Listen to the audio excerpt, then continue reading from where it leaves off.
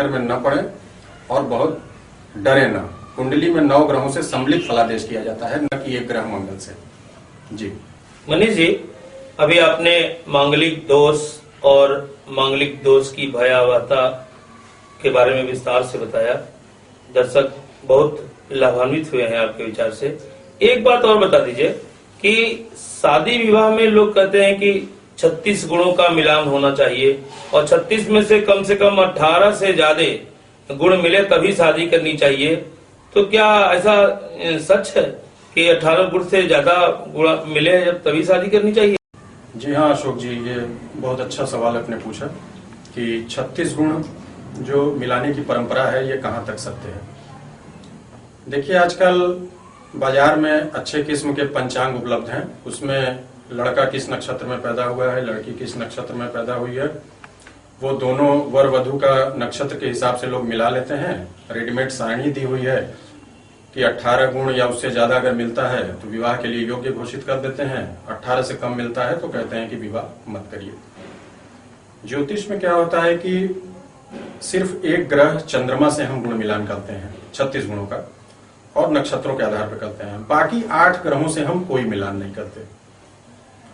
व्यक्ति का गुण जो भी होता है वो उसके अपने अपने जन्मांक चक्र से देखा जाता है। गुण मिलान में जो 36 गुण मिलाते हैं उसमें जन्मांक चक्र से कोई विचार ही नहीं करते। ठीक है, आप गुण मिलाइए उस पद्धति से, लेकिन विवाह के लिए मेन जो प्रैक्टिकल 5 गुण हमको चाहिए, जो कि हमें लड़का लड़की के स्वतंत्र जन्मांक चक्र से देख लेना चाहिए। अब लड़के की आयु हमको पता करनी हो, स्वास्थ्य पता करनी हो, गुण मिलान से इसका कोई संबंध नहीं है, वो उसके अलग अलग जन्मांक चक्र से पता लगेगी। अभी मैं आपको स्क्रीन पे दिखा रहा हूं कि प्रैक्टिकल 5 चीजें लड़का या लड़की में क्या देखना चाहिए, तब विवाह के लिए उसको उचित घोषित करना चाहिए। जी, जैसा कि गुण मिलान के संदर्भ में मैंने बताया कि सबसे पहले गुण देखना चाहिए कि लड़के की लॉन्ग लाइफ है कि नहीं। लॉन्ग लाइफ का मतलब कि उसकी उम्र लंबी है या नहीं। अगर मान लीजिए 36 में 36 गुण मिल जाते हों और लड़के की उम्र ही अगर अधिक नहीं है, 35 साल, 36 साल, 40 साल उसकी उम्र है, तब भी विवाह करने से कोई फायदा नहीं है। तो हमें यह देखना है कि लड़की या लड़का दोनों दीर्घायु हैं कि नहीं। अगर उम्र लंबी है तो लंबे समय तक वैवाहिक जीवन जो है वो लोग एक दूसरे का साथ देंगे। हाँ, अब दूसरा गुण आता है गुड हेल्थ, यानी अच्छा स्वास्थ्य। हम लड़का या लड़की के दोनों के स्वतंत्र जन्मांक चक्र से ये देखेंगे कि दोनों का हेल्थ कैसा रहेगा, स्वास्थ्य कैसा रहेगा, कोई क्रोनिक डिजीज तो नहीं है, कोई गंभीर बीमारी तो नहीं होने वाली है आगे चल के। अगर लड़का या लड़की दोनों अस्वस्थ हैं या किसी एक को कोई गंभीर बीमारी आगे चल के होने वाली है, तब भी वैवाहिक जीवन सुखद नहीं रहेगा।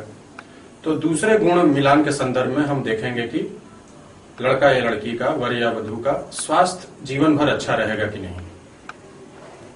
अब तीसरे गुण मिलान के संदर्भ में लॉन्ग लाइफ हो गया, उम्र लंबी हो गई, अच्छा स्वास्थ्य हो गया, 2 गुण हो गया। अब तीसरा चीज हम देखेंगे कि नेचर अच्छा होना चाहिए, स्वभाव अच्छा होना चाहिए। स्वभाव में लड़का अगर एग्रेसिव नेचर का हो गया, आक्रामक स्वभाव का हो गया, लड़ाकू स्वभाव का होगा, तब भी जो है वो वैवाहिक जीवन बढ़िया नहीं रहेगा, वैवाहिक जीवन नरक तुल्य हो जाएगा। इसका मतलब कि लड़के का स्वभाव हमको देखना हो वो कोहेसिव नेचर का हो, मिलनसार हो, लड़की भी मिलनसार हो। अगर दोनों मिलनसार प्रवृत्ति के रहेंगे तो उन दोनों के बीच में कोई टकराहट नहीं होगा।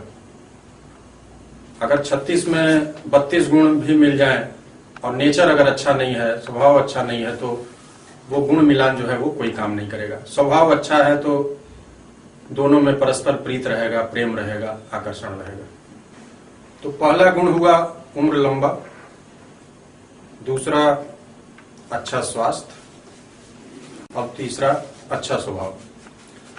अब चौथे गुण मिलान के संदर्भ में हम ये देखेंगे कि संतानोत्पत्ति की क्षमता है कि नहीं लड़के में। लड़के की कुंडली में हम देखेंगे नपुंसकता का योग नहीं होना चाहिए, और लड़की का अगर कुंडली मिला रहे हैं तो वो संतान उत्पत्ति की क्षमता उसके अंदर हो। अगर संतान का ही योग नहीं बनेगा लड़की के कुंडली में तो वैवाहिक जीवन सुखी नहीं रह सकता।